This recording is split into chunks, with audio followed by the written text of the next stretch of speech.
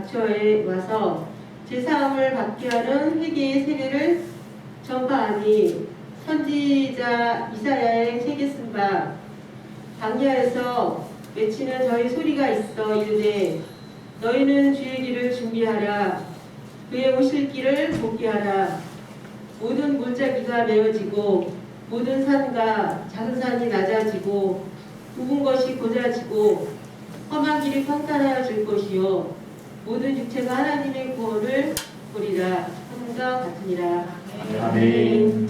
말씀의 제목을 다 같이 읽겠습니다. 시작. 뭐라고요? 할렐루야. 주님의 길을 준비하라. 누가 한 말이에요? 세례 요한이 한 말이에요. 자, 예수님께서 온 인류를 구원하시기 위해서 이 땅에 오신 날이 크리스마스, 즉 다시 말하면 성탄절 다음 주이죠. 그 날을 바로 눈앞에 두고 있습니다. 오늘 갑자기 앞에 앉아서 달력을 딱 보니까 정확하게 2주 남았어요. 올해가 그렇죠? 이번 주하고 다음 주까지 꽉 채워서 딱 2주 남았는데 특별히 이번 주는 우리가 잘 아는 대로 대림절 뭐예요? 네 번째 주일, 대림절 마지막 주일이에요. 그래서 이번 주일은 주님이 오심을 갖다가 마음으로 준비하고 예비하고 고대하고 기다리는 기간이고요. 다음 주일은 주님께서 이 땅에 오셔서 우리를 구원하기 위해서 2000년 전 저 마국간에서 베들레헴 마국간에서 태어나신 날이 바로 이 성탄절인 거죠. 그래서 이 예수님께서 인간의 몸을 입고 이 낮고 낮은 이 세상, 이 천한 이 세상에 오신 이유는 바로 저와 여러분을 구원하시려고 오신 거잖아요. 감히 하나님께서요 인간의 몸을 입다니, 이 더럽고 처한 인간의 몸을 입고 이 땅에 오셨다니요. 그래서 이것은 뭐예요? 기적이죠. 이것은 은혜예요. 이것은 우리에게 큰 복인 줄로 믿습니다. 만약에 예수님께서 2000년 전에 이 땅에 오시지 않았더라면 모든 인류는 지금도 죄와 사망, 절망, 고통 가운데 허덕이며 살아갈 수밖에 없어. 왜? 소망이 없어요. 2000년 전에 예수님이 이 땅에 오심으로 그를 믿으면 구원받는다는 길을 열어주셨기 때문에 우리는 이 땅에 연약하고 힘들어 또 넘어지고 힘든 가운데 살아가더라도 소망 가지고 다시 일어날 수 있는 줄로 믿습니다. 그렇기 때문에 이 주님께서 오신 이 성탄절은 우리에겐 웬 은혜인가, 웬일인가, 이보다 더 귀한 일이 없다라는 사실이죠. 하나님께서 예수님을 이 땅에 보내시고 우리의 모든 죄를 짊어지시고 십자가에 달려 들어가게 하심으로 말미암아 구원의 문이 열렸으니 이유보다 더 큰 은혜가 어디 있습니까? 우리 마음에, 우리 중심에 기쁨으로 그 주님을 모셔드리는 절기가 이 마지막 대림절 냈죠. 네 번째 주일인 오늘이고 다음 주 성탄 주일인 줄로 믿습니다. 자, 이제 오늘 본문의 말씀을 시작하려고 합니다. 오늘 본문에 보니까 예수님께서 이 땅에 오시기 전에 먼저 태어난 사람이 한 사람이 있는데 세례 요한이라는 사람이, 원래 이름은 요한이고 세례는 그가 세례를 베풀기 때문에 세례 요한인 거죠.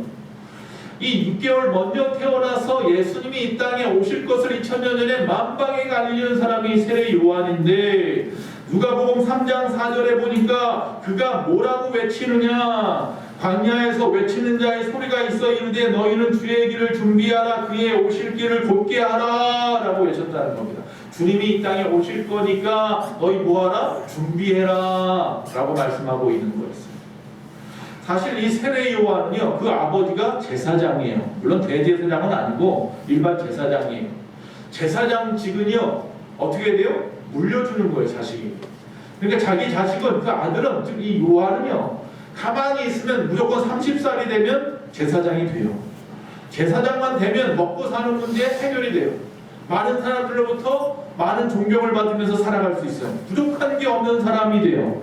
그런데 그런 그 모든 것들을 다 포기해버려요.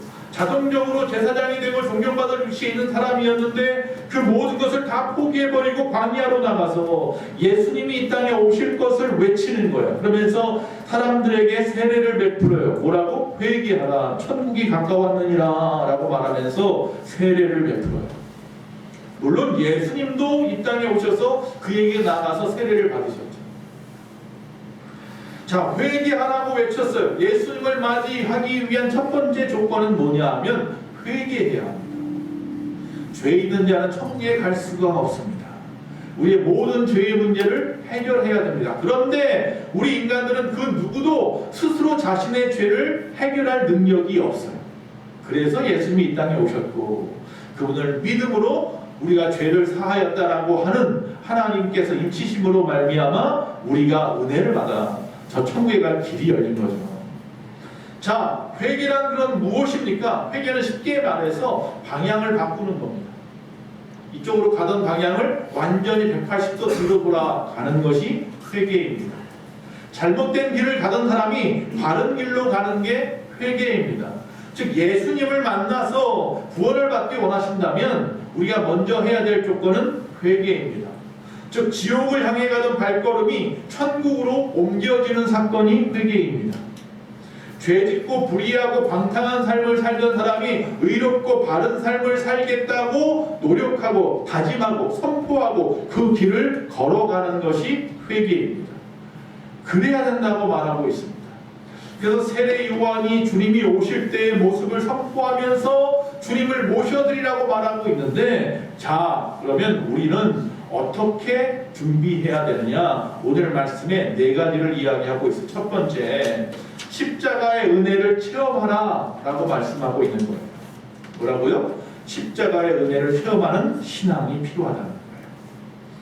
자, 즉 우리 안에 주 예수 그리스도를 모셔드리기 위해서 필요한 것이 바로 이것인데, 누가복음 오늘 본문 3장 5절에 보니까 오늘 5절 말씀에 집중하는데 첫 번째 뭐라고 말하냐면요, 모든 골짜기가 메워지고 라고 말하고 있습니다.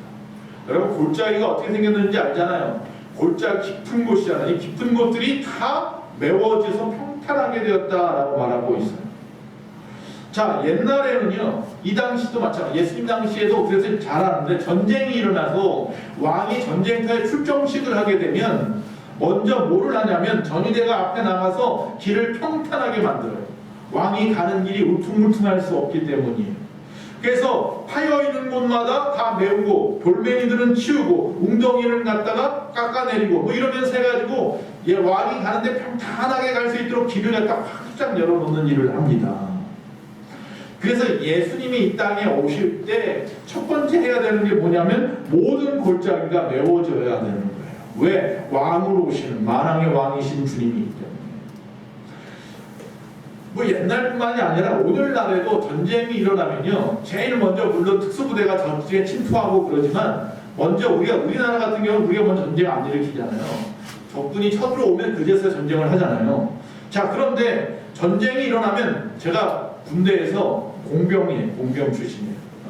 뭐 포병, 보병 뭐 여러 가지 있잖아요. 그중에 저는 공병이에요. 공병 쉽게 말하면 길 닦는 일 하고 건물 짓는 일 하고 뭐 초소 같은 걸 짓고 그런 일을 하는 사람이에요.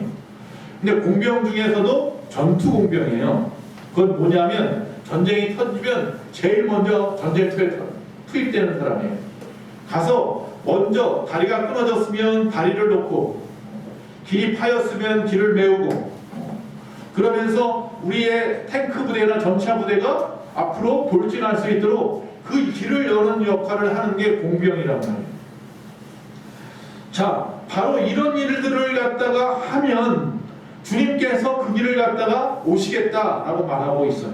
근데 여기서 말하는 길을 갖다가 메꾸는 일이나 웅덩이를 메꾸는 일이나 뭐 평탄하게 하는 이 모든 작업은요, 바로 우리의 마음을 말해요.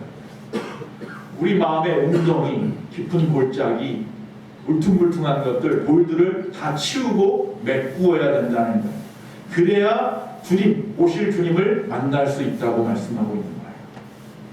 자, 그러면 우리 심령에 있는 이 골짜기를 메워야 한다고 하는데 왜 우리의 심령에 골짜기가 생기고 웅덩이가 생겼을까요?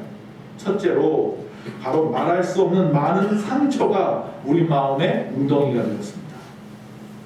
그래서 이 상처를 메꾸어야 합니다. 자라나면서 부모님이나 선생님에게 야단맞은 거, 친구들에게 배신당한 거, 믿었던 사람으로부터 상처를 받은 일, 사기를 당하고 도둑질을 받고 큰 사고를 당하고, 이런 때마다 우리 마음에 움푹움푹 웅덩이가 생기는 거예요. 마음에 상처가 생긴단 말이죠. 그럼 절망의 골짜기가 생기고 슬픔의 골짜기, 아픔의 골짜기, 미움의 골짜기가 막 생겨요, 이 마음에. 주님을 모셔드리려면 이걸 어떻게 하라는 거예요? 메꿔야 된다. 두 번째, 왜 웅덩이가 생기느냐? 죄 때문에. 죄.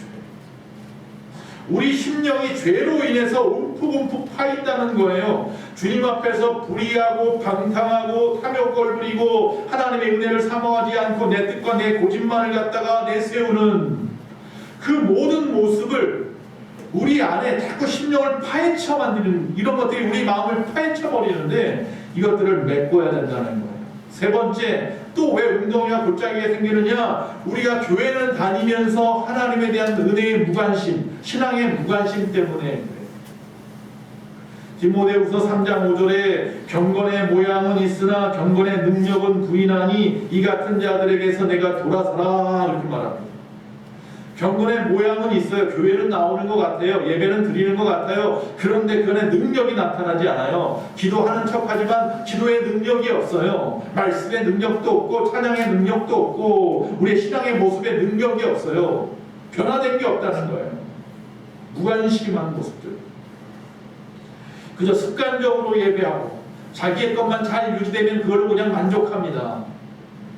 영적인 것에 무관심한 사람들을 이야기하는 거예요. 신학자 풀핏은 그래서 이렇게 이야기합니다. 이런 사람들은 부활을 믿지 않는 사두개인 것 같아서 예수님 당시에 종교 지도자들이 있었잖아요. 바리새인이 있었고 제사장이 있었고 사두개인들이 있었고 그 중에 이 사두개인들은 옛날 제사장 집합 사람들인데 이 사람들은요 부활을 믿지 않네.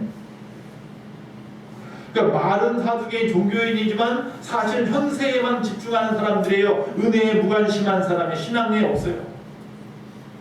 도덕적으로 종교적으로 무관심함으로 말미암아 그 마음에 골짜기가 생긴 사람들 그거 다 메꿔라. 그 무관심을 관심으로 바꾸어야 된다라고 말하고 있는 거예요. 죄송합니다. 정신병원에 계신 환자분들을 보면 대부분은 과거의 상처에 묶여서 산답니다. 즉 상처를 또 쳐다보고 또 쳐다보고 절망한 것을 갖다 또 쳐다보고 또 쳐다보고 거기서 헤어나올 생각이 없어요. 거기에 묶여 있어요. 그래서 그 상처로 괴로워하고 허구한 날 그 과거만 들여보고 있는 거예요. 그러다 보니까 우울증이 생기고 헤어나올 수가 없어요. 마음의 상처에서 헤어나오지 못하니까 더 깊은 골짜기로 더 깊은 웅덩이로 자꾸 파고 들어가는 인생들. 그러지 마라. 주님을 만나려면 그 모든 것을 어떻게 하라? 싹 메꿔요. 자, 우리가 그럼 어떻게 이 절망과 상처와 이 미움의 골짜기에서 벗어날 수 있을까요? 그 골짜기는 오직 예수님의 십자가의 은혜 받기는 방법이 없다. 오직 예수님의 십자가의 은혜만이 우리의 모든 과거의 상처를 치료하고 우리의 모든 죄악을 치료한다. 예수님이 계신 곳에 용서의 기적이 찾아오기 때문인 줄로 믿습니다. 증오와 미움으로 깊은 골짜기가 파인 사람들마다 십자가의 사랑으로만 메워질 수 있답니다. 즉 우리의 모든 웅덩이들의 문제는 오직 예수님의 십자가의 사랑, 십자가의 은혜 받기는 방법이 없습니다. 두 번째, 자 겸손의 신앙이 필요하다고 말합니다. 자, 오늘 본문 말씀 5절에 앞에 본문 말씀 바로 또 이어서 뭐라고 말하냐면 모든 산과 작은 산이 낮아져야 된다고 말합니다. 주님의 그 행차하는 길 앞에 산이 있어요. 높은 산도 있고 낮은 산도 있는데 그것이 다 낮아져야 돼요. 움푹 파인 것은 메꿔야 되고요. 높아지게 부석부석 튀어나온 것은 다 깎아버려야 됩니다. 자, 여기서 앞에서 말했습니다. 골짜기는 죄와 상처와 신앙의 무관심 때문에 생겼다고 했는데 그러면 이 산은 무슨 산일까요? 교만의 산입니다. 즉 나는 절대로 교만하지 않아 이런 사람들이 있는데 사실은 그런 사람들 바로 그게 교만이에요. 교만하지 않은 사람은 없어요. 다 교만할 수밖에 없어요. 세상에 태어난 그 순간부터 우리 참 교만합니다. 이 교만이라는 것은 다른 게 아닙니다. 하나님 앞에 자신을 갖다 드러내려고 하는 것, 즉 하나님보다 자신을 더 높이려고 하는 것이 바로 교만입니다. 이 교만한 사람들의 특징은 자기 중심으로 사는 사람들이죠. 자기밖에 몰라요. 그런데 주님은 분명히 말씀합니다. 겸손하라고 말씀하십니다.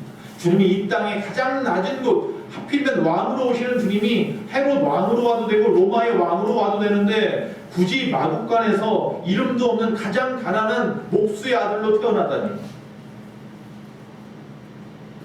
스스로 이 땅에 겸손의 모습을 우리에게 보여주셨는데, 주님은 이 땅에 살아가면서 머리 들 곳도 없어요. 집도 없고 아무것도 없이 그저 그냥 아무데나 머리 두고 주무셨는데, 주님은 단 1원 하나 돈을 갖다 움켜쥔 적이 없으신데, 주님은 살아가시면서 옷 한 벌 제대로 입어본 적이 없으신데, 좋은 옷 한 벌. 그러면서 평생을 복음을 전하고 남을 위해서 희생하며 살았는데, 우리는 좋은 집에서 좋은 차를 가지고 좋은 뭐 맛있는 것만 먹으려고 하고 남들보다 높아지려고만 하고, 주님이 보실 때 참 넌 나 안 닮았다고 그럴까. 마귀가 좋아하는 짓만 하면 마귀가 넌 내 자식이야 그럴 것 같아요. 겸손해야 합니다. 즉 스스로 교만해져서 자기보다 가지지 못한 사람들, 낮은 위치에 있는 사람들을 무시하고 깔보고 짓밟고, 이 교만한 사람들의 특징이 있습니다. 이 사람들은 첫째로 무례합니다. 자기중심이기 때문에 참 무례합니다. 자기가 그냥 막 모든 걸 다 진두지휘하고 막 사람들한테 떠들어대고, 남들이 누구 눈치를 봐 아무리 줘도 몰라요. 그냥 자기가 너무 무례합니다. 두 번째, 이런 사람들은 자비와 사랑이 없습니다. 자기를 사랑하다 보니까 남을 사랑할 여력이나 여유가 없습니다. 나 사랑하기도 바빠요. 이런 사람들은 자기 중심으로 살고 자기 혼자만 옳다고 하기 때문에 자기 주장이 강한 사람들입니다. 그리고 이런 사람들은 남을 잘 판단하고 정지하기 좋아합니다. 혹시 나는 안 그런가요? 저도요, 그럴 때가 많아요. 특히 언제 그러냐면요, 제가 깜짝 나 자신에게 놀라는 경우가 뭐냐면, 외국에 나갔을 때, 특히 제가 미국에 갔을 때는, 유럽에 갔을 때는 겸손해요. 영어도 잘 못해서 겸손할 수도 있지만, 그런데 저 동남아 같은 데 가면요, 무슨 지가 무슨 뭐라 되는 줄 알고 거듭을 펴요. 그 사람들한테 대하는 게 틀려. 미국 뉴욕 같은 데 가서 말을 하잖아요. 그럼 몸면 저절로 숙여들어 제가. 그리고 막 도와달라는 식으로 해. 그러니까 동남아 가잖아요. 필리핀만 가도 갑자기 막 이게 어깨에 뭐가 뽕이 들어가. 사람을 뭐예요? 깔보기 시작해. 제 안에 그런 마음이 있더라고. 제 안에 있어요. 남을 가진 것, 보여지는 것으로 판단하려고 하는 마음이 있더라고. 이게 얼마나 어리석은 교만입니까? 그런 사람들을 갖다가 또 뭐에다 비교하냐면, 아까 그 상처, 죄, 종교의 무관심에 대한 이야기를 사두개인 얘기했잖아요. 이 산은 누구를 얘기하냐면 보통 성경에서 이 바리새인 같은 사람들을 말합니다. 바리새인 같은 사람. 자기만이 옳아요. 매우 교만한 사람들. 자기의 신앙만이 옳고 자기만이 잘났어요. 이 바리새인들은 그들이 말합니다. 우리는 일주일에 이틀씩 금식합니다. 우리는 철저하게 11조 생활을 하고 율법은 다 지킵니다. 하루에 몇 번씩 기도합니다. 그러니 우리만큼 하나님을 잘 섬기는 사람은 없습니다. 그러니 우리는 여러분에게 존경받아 마땅합니다. 바리새인들의 모습이죠. 이 사람들은 남들을 막 세리 같은 사람들, 과부나 고아를 멸시합니다.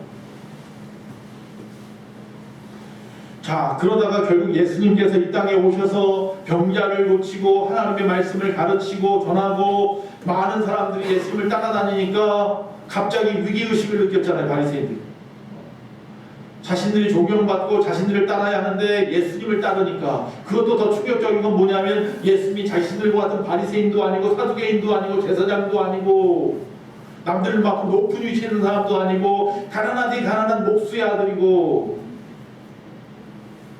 그런데 많은 사람들이 그를 존경하는 거 보면서 충격먹은 거예요. 교만해야, 으쓱해야, 허세 좀 부려야, 그래야 사람들이 자기를 따를 줄 알았는데 따르는 것 같았지만 알고 봤더니 다 손가락질하는 거였고, 가장 겸손하고 낮은 곳에 있었던 예수님, 남들이 볼 땐 손가락질받아 마땅해 보이는 그 사람을 사람들은 따르더라니까요. 그러니까 어떡합니까? 결국 예수님을 모함해서 십자가에 매달게 하고 죽게 만든 사람들이 바리새인입니다. 하나님을 가장 잘 섬긴 자는 사람들이 하나님 아들 예수님을 십자가에 못 박아 죽게 만들었던 거죠. 교만한 자들인 거죠. 오늘날 우리 모두에게 주시는 경고문입니다. 하나님을 잘 섬긴다고 하면서도 알게 모르게 우리가 교만해져서 우리 주위에 있는 사람들을 멸시하고 깔보고 상처를 주고 있지는 않은지 모르겠습니다. 자기를 돌아보고 철저하게 낮아지고 회개해야 합니다. 야고보서 4장 6절에 그러나 더욱 큰 은혜를 주시나니 그러므로 일렀을 때 하나님이 교만한 자를 물리치시고 겸손한 자에게 은혜를 주신다 하였느니라. 할렐루야. 여러분, 교회 안에 여러분이 왔을 때 교회에 대해서 여러분에게 상처 주는 사람들이 누구입니까? 교회 나온 지 얼마 안 되는 새신자들은 여러분에게 상처 주지 않습니다. 새신자들이 혹시라도 예배 시간에 좀 떠든다든지 뭐 예배 시간에 뭐 존다든지 뭐 예배 시간에 왔다 갔다 한다든지 그러면 다 이해가 돼요. 새신자니까. 근데 교회 나온 지 꽤 됐고 교회 집사님쯤 되고 안수집사님 되고 권사님, 목사님, 사모님 되는 분들이 자기를 아프게 한단 말이죠. 사실은. 그런 사람들이 더 상처를 줘요.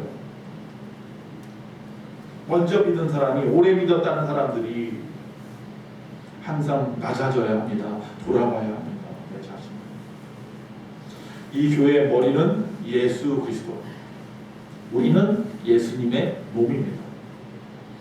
모두 존귀와 영광을 예수님, 머리 대신 예수님께만 돌려야 되는 것이 우리 모두의 몸이 된 우리 모두의 해야 할 사역이고 사명인 거죠.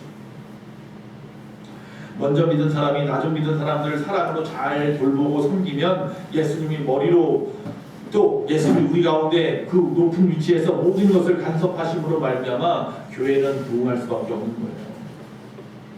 누가복음 14장 11절에 무릇 자기를 높이는 자는 낮아지고 자기를 낮추는 자가 높아진다. 높아지고 싶습니까? 그럼 먼저 낮아지시면 됩니다. 높아지려고 자꾸 하면 죄송합니다. 낮아질 수밖에 없습니다. 가정에서 아버지가 아무리 권위를 내세우고 소리 지른다고 해서 자식들이 그 부모를 갖다가 존경하지 않습니다. 오히려 낮은 자의 자리에 있는 그 부모를 자식들은 존경합니다. 낮아지면 주님이 높여주십니다. 빌립보서 2장 5절에서 7절 너희 안에 이 마음을 품으라. 곧 그리스도 예수의 마음이니 그는 예수님은 근본 하나님의 본체시다. 바로 하나님이신데 하나님과 동등됨을 취할 것으로 여기지 아니하시고 오히려 자기를 비워버리고 종의 형체를 가지사 사람들과 같이 되셨다. 할렐루야. 겸손의 본을 보여주신 분이 바로 예수님이신데 우리가 예수님을 따른다고 하면서 우리는 끊임없이 자신을 나세우고 자기 주장을 하며 교만에 빠져 살아가고 있지 않느냐. 또 교만의 산을 깎아버리셔야 됩니다. 낮추십시오. 우리가 가지고 있는 교만의 산이 무엇입니까? 돈이 좀 있다고 해서 우리가 교만합니까? 좀 배웠다고 해서 우리가 혹시 교만한 것 아닙니까? 교양을 좀 가졌다고 해서 교만합니까? 높은 위치에 있다고 해서 교만합니까? 잘생겼다고 해서 교만합니까? 여러분, 이 교만의 산이 깨어지고 낮아져야 주님을 모셔드릴 수 있습니다. 세례 요한이 성경에 보면 주님이 뭐라고 하면 주 앞에서 큰 자라고 말해요. 이 땅에 있는 모든 세상에 태어난 많은 사람들 중에서 주 앞에서 가장 큰 자가 누구라고요? 세례 요한이라고요. 그는 뭐라고 말하냐면 예수님이 저기서 오시니까 그는 흥하여 있고 자신은 망해야 된다고 말하는 사람. 자신이 감옥에 갇혀서 죽게 되었는데 과연 예수님이 진정한 메시아인가 궁금했잖아요. 그래서 자기 제자들을 예수님에게 보냅니다. 예수님은 내가 본 것을 그대로 전하라. 그러자 이제 알았어요. 확신이 생긴 거예요. 그래 맞아. 내가 틀리지 않았구나. 저분이 메시아 맞아. 그래서 그는 흥해야 되고 내가 망하는 게 맞아. 내가 여기서 끝까지 버티고 있으면 많은 사람이 아직도 자기를 바라볼 거 아니에요. 예수님보다. 나는 빨리 망해야 돼. 그래서 그는 우리가 잘 아는 대로 단두대에 목이 잘려서 그래서 결국 순교했잖아요. 그러면서 성경에서 사라져버렸죠. 그러면서 예수님이 드러나죠. 그 사람이 바로 주 앞에서 큰 자예요. 가장 천하게, 가장 겸손하게 자신의 모든 것을 내려놨던 인간인 세례 요한은 그래서 주 앞에서 가장 큰 자라는 칭찬을 받은 거예요. 세 번째, 긍정의 신앙이 필요합니다. 자, 5절에 또 세 번째 뭐라고 말하냐면요. 굽은 것이 돋아져야 된답니다. 꾸불꾸불했던 것이 한 줄 배신장로처럼 쭉 뻗어야 된다라고 말하고 합니다. 자, 굽어 있는 것이 바로 바르게 될 때 우리가 더 빠르게 전진해 나갈 수 있는 것입니다. 우리 마음이 굽어져 있으면, 즉 삐딱해져 있으면 안 된다는 이야기를 하고 있는 거예요. 우리의 마음이 굳어져 있으면 바로 보지 못하기 때문에 비판하고 부정적일 수밖에 없어요. 그래서 이것은 다른 말로 이야기하면 부정적인 마음을 바로 펴야 된다라는 말씀이에요. 남에게 상처를 입히고 자기도 마음고생하고 고통 속에 살아가는 이유 중에 하나는 바로 이 삐뚤어진 마음들 때문이에요. 여러분, 혹시라도 마음이 구부러져 있다면 오늘 이 시간 뭘 쳐서라도 바르게 잡으시기 바랍니다. 가정에서도 사회에서도 범사에 항상 곧게 나아가셔야 합니다. 예레미야서 17장 9절에 보니까 만물보다 거짓되고 심히 부패한 것은 마음이라 누가 능히 이를 알입니다. 세상에 많은 것들 중에 썩어버리고 부패한 것들 많아요.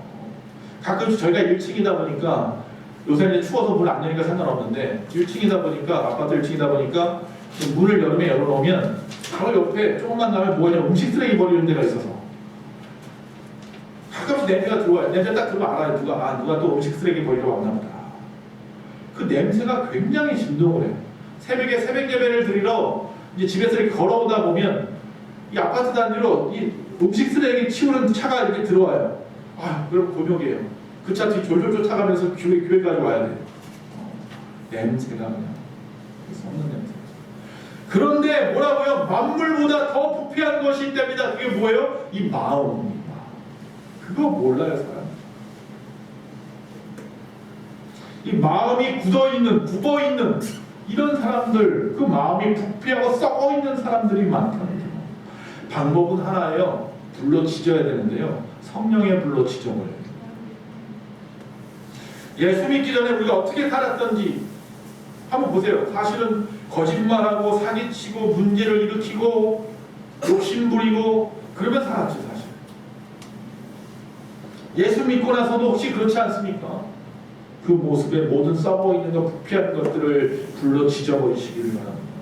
부정했던 그 부정적인 그런 모습들을 긍정적인 모습으로, 원망하고 불평했던 모습을 감사하는 모습으로 바꿔야 된다는 이야기입니다. 여러분, 성경에 보면 야곱이 그랬죠. 야곱은 굉장히 굽어있는 사람이었어요. 사기치고 속이는 것이 그의 일이었어요. 장자가 아니잖아요. 둘째로 태어난 것을 억울해하면서 장자권을 얻기 위해서 형을 속이고 아버지를 속이고 외삼촌 집에 도망가서 또 외삼촌을 속이고 끊임없이 남을 속여서 자기의 유익을 추구했던 사람이 야곱이에요. 그가 야곱강이라는 강가에서 하나님의 사람을 만나고 그 하나님의 사람과 씨름하죠. 나에게 복을 주지 않으면 절대로 다시를 놓지 않겠다. 하나님의 사람이 그에게 그래 내가 졌다 라고 말하면서 그의 환도뼈, 엉덩이뼈를 쳐서 평생을 쩔뚝거리며 살게 하면서 져줬다는 거죠.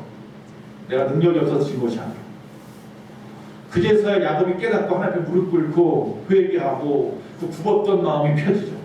지금까지 간사하고 사기쳤던 그 모든 것을 바꾸어서, 야곱이라는 이름이 간사하다는 뜻인데 뭐가 돼요? 이스라엘이라. 하나님이 친히 이름을 바꾸어 주었으니 하나님을 이긴 자라. 삭개오가 그렇습니다. 삭개오는 세리입니다. 그 당시 세리는 알다시피 로마 사람들한테 식민지로 있는 그 로마 사람들 앞에 세금 갖다가 사람들 거 착복해서 자기 민족 동포들 거 뺏어가지고 갖다 주는 사람이에요. 근데 이 로마 사람들이 너무나 머리가 잔기가 있어서 뭐예요? 얼마를 걷어들이는지를 묻지 않아요.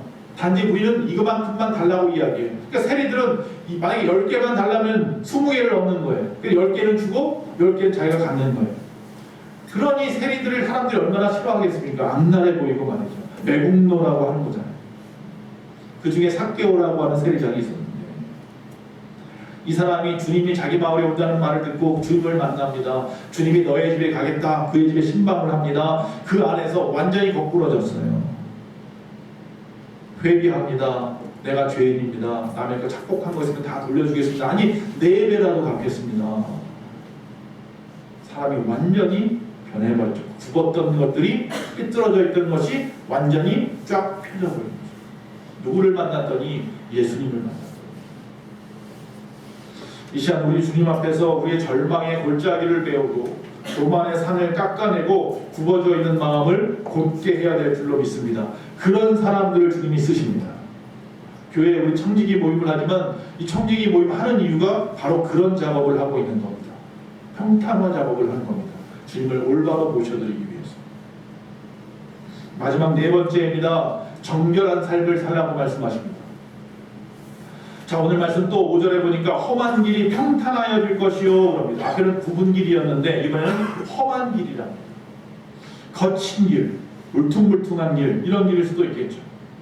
이 거친 길이 평탄해지게, 편히 갈 수 있게 만들어놔. 여러분, 마음이 거친 사람들이 있어요. 우리 마음이 거친 사람들이 있어요. 험한 인생을 살아서 성격이 거칠어진 분들도 분명히 있습니다. 그러니까 아무것도 아닌데 걸핏하면 소리 지르고 화내고 상처 주고 욕하고 아내를, 남편을, 자식들을.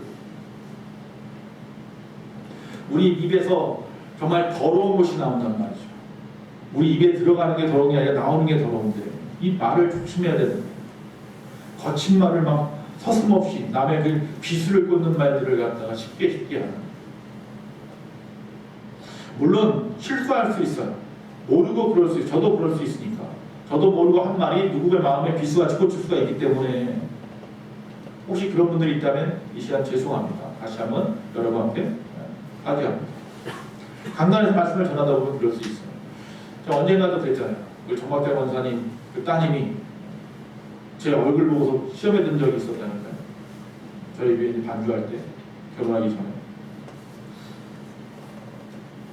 목사님이 날 쳐다보는데 화를 내 얼굴을 찡그리더라고요. 근데 제가 안 그러려고 해도요, 저도 모르게 자꾸 얼굴이 찡그러질 때가 있어요. 화 안 났어요. 절대로 화 안 나요. 교회에 화날 일이 뭐 있습니까? 근데 이렇게 지나가는데 얼굴 표정이 남들이 볼 때 화난 얼굴처럼 보일 때가 많았나 봐요. 그러니까 그 자매가, 죽는 자매가 날 쳐다봤는데 내가 이렇게 툭 쳐다봤는데 화난 얼굴처럼 하면서 쳐다봤나 봐요. 그게 충격이 된 거야. 목사님 얼굴이 화가 났어. 날 쳐다보는데 나 싫어하나? 그런 일이 있었어요.